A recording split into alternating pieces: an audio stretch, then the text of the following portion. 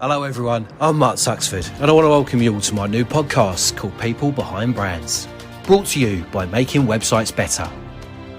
Throughout the series, I'll be opening up my little black book of contacts where I'll be joined by an inspirational guest from the world of business, getting to the bottom of what made them so successful. In each episode, I'll be touching upon the highs and the lows that every professional has faced along the way.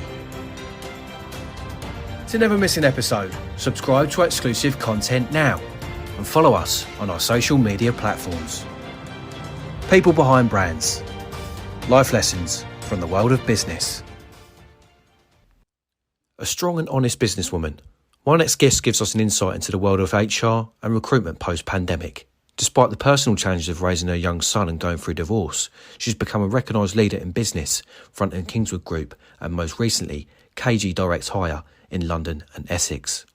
I'm pleased to welcome Miss Independent herself, Sarah McKee-Harris. Sarah, welcome along to the podcast. How are you doing? Thanks, Mark. Yeah, I'm all right. It's Friday. It's Friday. It is. At the time of recording it, it's Friday, so it's Friday feeling. Today, yeah.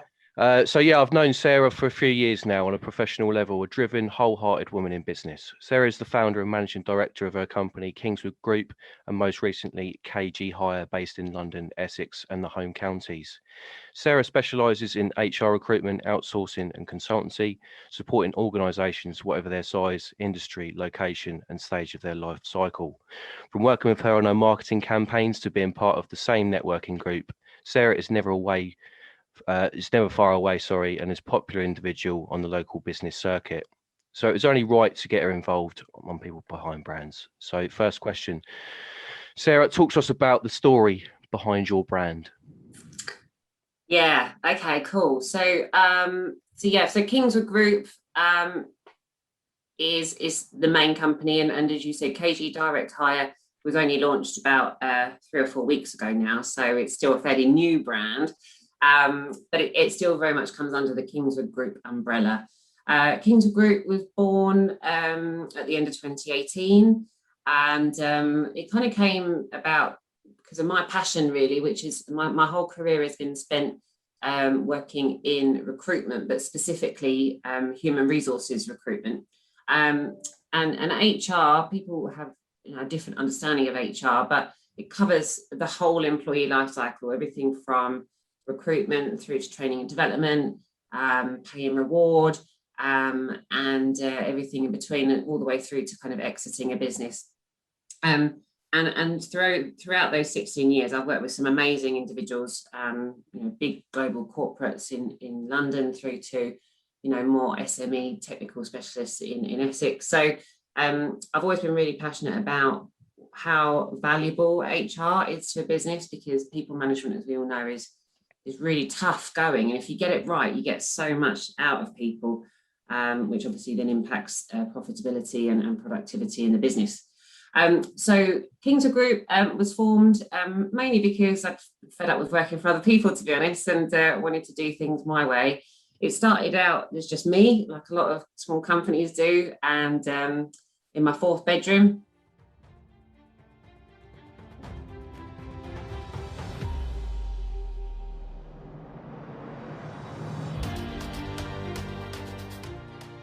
Let's talk about KG Hire and what the sort of founding benefits of that are. It's been born because the world of recruitment has really changed over the years. When I first started out in recruitment back in 2005, there was no LinkedIn, there was no in-house talent acquisition teams. Everything went to agencies, and so it was a really, good place to be working in recruitment at that time, monetary wise. And over the years, it's got, very different. People try to do things more directly. There's a lot more online opportunities. You don't just go to the local paper anymore and post it there. It's all online now. So there's a lot more accessibility to job seekers by companies. The concept of KG Direct Hire was more to bring together the opportunity for said small to medium-sized company to work with us, so that we would take on their job advert. We'd help them create a job advert, which was Also legal as well, because obviously you have to be really careful when you're advertising nowadays about discrimination and things like that. We create the job advert with them. We would then post that on multiple job boards, not just one, and social media. So they could get a job advertised on up to 10, 12, 15 job boards, depending on what it is. And that includes all your big ones, such as your Reed and your Total Jobs and your Job Site and your Indeed, but also some specialist ones as well. And then what we do is what's quite unique for this is that we actually provide that client with their own portal, which is an applicant tracking system. So rather than all of those CVs come into their email inbox and they get bombarded, they all come into this wonderful specialist recruitment system where the CVs sort of sit, and those candidates will then get automated updates and responses depending on where they are at the interview process. So again, that kind of takes that pressure off the client from a communication and time perspective. So that's what it is. It's a one-off cost, and there's two levels of it. The first one is our standard, and that's very much advertising and portal access, and the client tends to do their own thing then. And then the other stage is that to help them even more, we actually use video technology that we provide. And if the client wants us to, we can actually do video interviews for the first stage of their candidates as well. So again, it kind of takes it up to that next level and saves them even more time. So that's kind of the concept. It seems really popular at the moment, and it's just starting to build up. And as I said, it's really interesting to see some of the successes coming through already. Yeah, no, that sounds good. I think it's obviously a good thing to do, especially in this sort of time as well, where people are kind of sort of struggling to find jobs and things like that. So yeah, it's a really good sort of avenue to go down. So you also touched upon earlier about having experience working for companies in similar industries before starting out on your own at Kingswood. Take us back to the sort of early moments of your career. So I fell into recruitment like a lot of people do. Left uni, put my CV on Reed, I think it was at the time, and got multiple calls about things. And just luckily for me, I kind of fell into the right space. I immediately started doing HR recruitment. I'm very, as I said, I really love HR, and I see the value of it. And I think if you can love what you do, obviously helps you spend most of your life working, don't you? So I think I just struck lucky. I have tried other recruitment. I don't enjoy it as much. I love the conversations I can have, and the complexities of people and why they do things, the things they do, and stuff like that. And that actually was why Kingswood Group was expanded into HR as well. So I know I've talked a lot about recruitment, but actually another big part of our business is that we do provide HR support to small to medium-sized businesses as well. And I have a team of qualified HR professionals who are sort of HR managers, and they work either on a retained basis with a client, so we're basically an extension of their business and we're their HR function, or just on an ad hoc basis if they need certain projects done, just to help with their kind of people management, and really just minimizing the risk as much as we can for any employment issues that might arise from saying or doing the wrong thing, which is very easy to do, unfortunately, when you're an employer. Yeah, so you've been in business now a few years with Kingswood Group, and recently founded KG Direct Hire. So what are some of the challenges you have faced fronting these two businesses over that time? Well, the first year was just kind of me for the first 5 months. And I guess the first obstacle I found was time. Like a lot of people who start out in business, it might be them or them and a business partner, and you're doing everything. But you'll kind of get to that stage where you have to look at where the most valuable, area of your time is spent. And for a lot of companies, if you're the technical person, then it's doing the technical work, or if you're the person that's bringing the business in, it needs to be client facing and getting the business in. So my first hire, my own hire, was some admin support. Initially, I used a virtual PA, which are also really useful to have because you're not actually taking them on your payroll. But I found after a couple of months that I was just getting to a point where I wanted somebody full-time in the business that could support me on a more ongoing basis. So definitely, and I see this a lot on a lot of the forums and networking groups. I mean, it's that time element and having the right people in the team to do the support functions as well. So that was the first hurdle. And then, that's carried on really. And I think generally speaking, you all work hard, and then you get to a point where you think, no, we need to expand the team again. And it's almost, it's a bit of a trajectory really, where you kind of get to a point, look at the workload, and then decide, right, now's the time we need to bring in another member of the team, and also then assessing what that needs to look like. Right now, for example, I'm utilising the Kickstart scheme, which is the government scheme, which came out of obviously the pandemic to help 16 to 24-year-olds get back into work or get some work experience. And I'm just conducting some interviews right now to help get someone on board as an office assistant, with a big focus on our CRM and our HR and recruitment systems, because for us it's really important to make sure we've got the right information stored and kept up to date for our candidates and our clients, both on the recruitment and the HR side. Yeah, no, I think that's a really good thing to do, especially, everyone's got to start somewhere, haven't they? So Yeah. these sort of times as well. So, what would you say sets you apart from, the competition? What are the unique selling points when talking to sort of potential clients and signing them up? Yeah, so I think the first thing, so I would say there's kind of two key ones really. Actually, I could go on, there's loads, but I'll stick with two.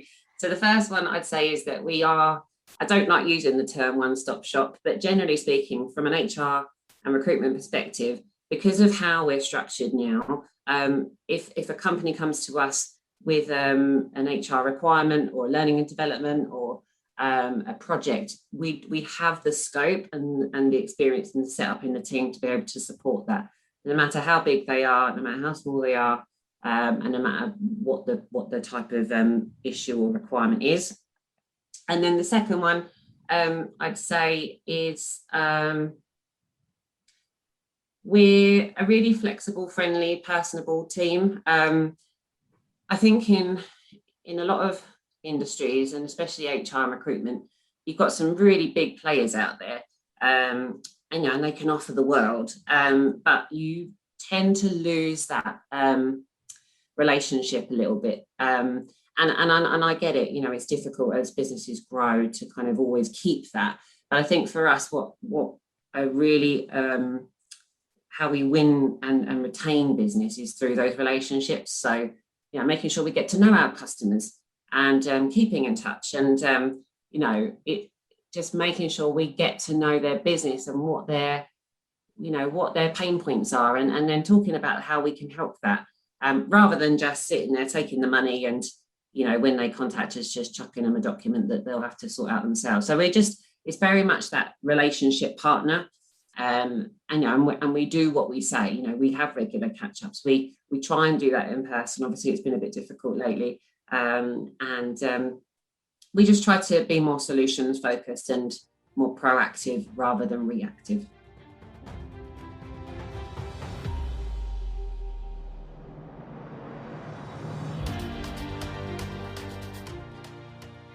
Yeah, so the aim of this podcast is also to focus on some of the more testing times that we all go through at some point along the way. So, which can sometimes give people drive to succeed. From a personal point of view, what have been some of the setbacks that have impacted on your life? My life, I'm a working mum, so I'd probably say juggling time. When I left my main career in the city a few years ago, I had all these wonderful images of me being able to, take time off and finish work and go and work 3 days a week and, all this lovely stuff and spend time with my son and do you know what?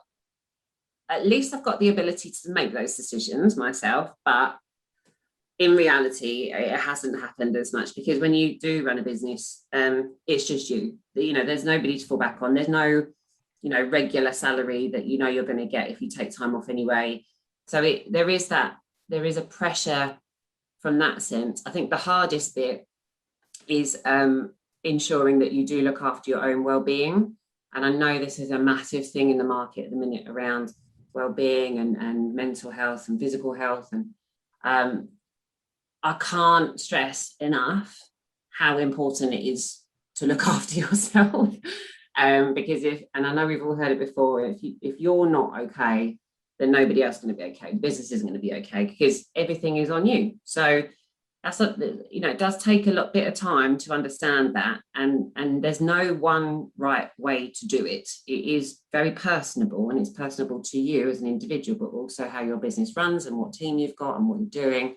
But you've got to find a way to get a balance and to make sure that you do get some time out, because it will impact you, and it has impacted my health over the last couple of years, and I have to kind of make sure I look out for those indicators that kind of goes, you need a break. And I can't, as I said, stress enough how important it is to look after your own well-being as much as trying to look after everybody else. Yeah, completely agree. I think it is all about, as you say, having that kind of work-life balance. But yeah, as you say, of course, you're not just a business owner, you're also a parent as well. So talk to us about the important role of being a mum and juggling that kind of work-life balance. What do you do to have that sort of balance? Yeah, well, I mean, luckily, I'm a mum of one. My son, he's 10 now, so he's just finishing his last year of primary school. I think it's just trying to make sure you're there when you need to be there, and it is difficult juggling, and all children are different, and all children need a different level of support. So for me, it's just being able to pick him up from school and take him to school, not all the time, obviously. And then, you get your holidays and just trying to plan some time out to spend some quality time with them, because they do, I grew up with a career mum, and, I probably owe a bit to her to see how hard she worked. She probably overworked, and she still does. So I'm taking after her, definitely. But, you do learn from parents, you do see what they do, and you set a good example, don't you? And if they see that you're not looking after yourself, then that's not good either. So yeah, I've kind of gone off on a bit of a tangent here, but yeah, just trying to be around a bit more, that's all. And I know it's difficult when you're a parent to do that all the time, but you just got to make it work. Yeah, would you say it's harder when children are smaller, or when they get to like the sort of age of 10? Does it become a little bit easier? I mean, in terms of being that mum, but also the business owner, would you say it's an easy sort of transition as they get older? Different. It's different. It's for parents out there, I think you'll probably understand it. The stresses change. I mean, when my son was a baby and I went back to work in London, I quickly realised that I couldn't be, that far away, because they got sick, or, things happened, and you needed to be quick, there as closely as, quick as possible. So I then had to work locally for 4 years, which it was all right. It was difficult to transition from the pace of London, but it's a good experience, and it was right for me to do that, and I'm pleased I did that, because it made me feel I had the balance a bit more. And then I got divorced when he was 5 or 6, and then I had to go back to London because I needed to earn more money. So that in itself was stressful, but by that point he was at school. The only thing is, when they go to school, they have less flexible hours. So again, all of these things change, and then the last couple of years we've been doing tutoring, because he wanted to go to the grammar. So again, it's all those extra things and all the extracurricular stuff they do. But you make it work, you do what you need to do. And as I said, not all parents want to be working parents, and that's fine as well. What I've always said is, there's no right or wrong way about doing it. It's just what you want to do and what makes, what works for you guys. So I'm really respectful of parents who do give up their career or do change career, because there's lots of people that do that to fit in with their family as well.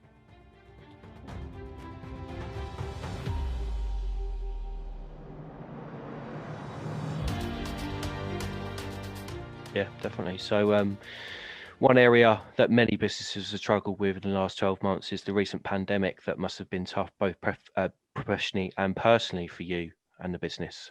Just talk to us a little bit more about, the last kind of 12 months. Yeah, so obviously the pandemic, in terms of timing, came just over a year into Kingswood Group being formed, really. At the beginning of 2020, 2020, I'd launched the HR outsourcing division, and we'd just taken on a new HR manager. We had an office in Chelmsford next to the train station, which cost us quite a lot of money. So obviously for everybody, it wasn't great timing. We all had to respond. The pandemic hit us in different ways, really, because recruitment obviously fell off a cliff. So that side of the business just, went very quiet. And luckily I was able to utilise the furlough scheme for some of the team. But from an HR perspective, it got really busy because companies needed support and advice, and what do we do and how do we do it? And nobody had even heard of the term furlough really until March last year. And now, it just rolls off the tongue. It's just common talk, isn't it, nowadays? So, and it was a learning curve for everybody, including HR. So in a way, I was fairly lucky that we had that other side of the business, and I really threw myself into online networking. I mean, I've always been a business developer anyway, but obviously everything shifted online, so I did as well. I joined lots of different networking groups and worked out what was good for me and what wasn't good for me. Luckily for us, the lease in the office came up at the June time, and so we moved the whole team to a full work from home model, and we still have that. So I saved a lot of money with that. Luckily, a lot of my team are quite experienced, but we all had to shift to this new way of working and people management, and most of us have got children. So during that period, we had schools shut and kids at home and still trying to work. So, we went through everything that everybody else went through. But, like a lot of everybody, we've adjusted. And that's how KG Direct Hire was formed, to be honest, last November, when we were supposed to be coming out of the second lockdown and everything was looking rosy for Christmas. I thought, this is a good time to develop this new service. And then obviously we went into another lockdown. And 6 months later, we did actually launch it. But, it's not easy, but you just got to do what you can, and just, try not to worry about things you can't control. That's my main advice. Yeah. So in terms of achievements, either personally or professionally, what are you most proud of, and what would you say are, your big plans for your future as well? I'm really proud of Kingswood Group and the team. We've all worked so hard and adapted so well. I'm proud we're still here and we have survived, as my accountant so kindly puts it. Now, we're not out of it by any means, and we've got, we're still, we're not making millions, and it won't, it's going to be a long time before we do that. And, obviously that's the ultimate goal. But generally speaking, I just feel lucky that we're still here and we're still able to operate.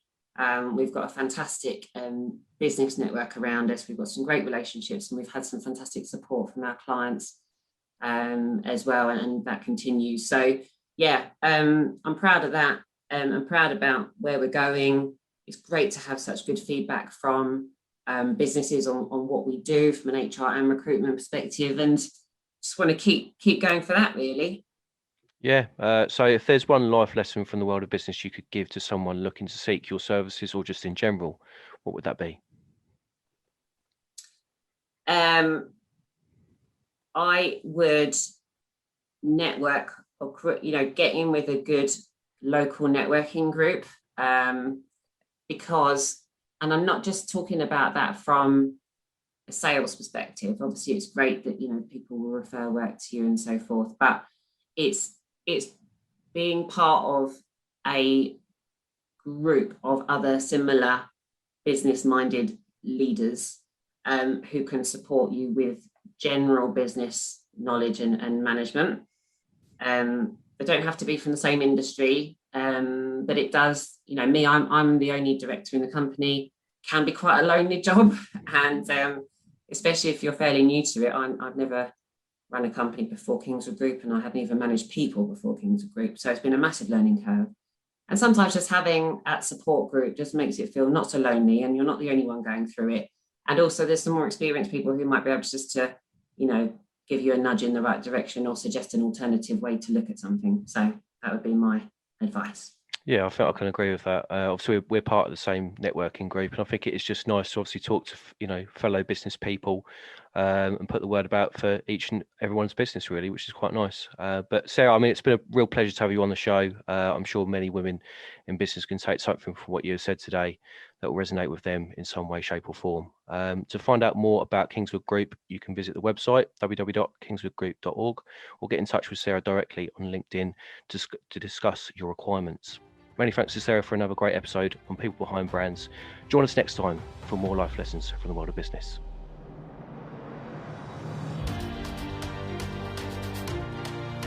So that's it for this episode of People Behind Brands. I'd love to hear from you all, so if you want to get in touch, follow us on our social media platforms. If you like what you heard, please rate and subscribe to our exclusive content now. Join us next time for a brand new guest on the podcast as we explore yet more life lessons from the world of business. We'll see you soon.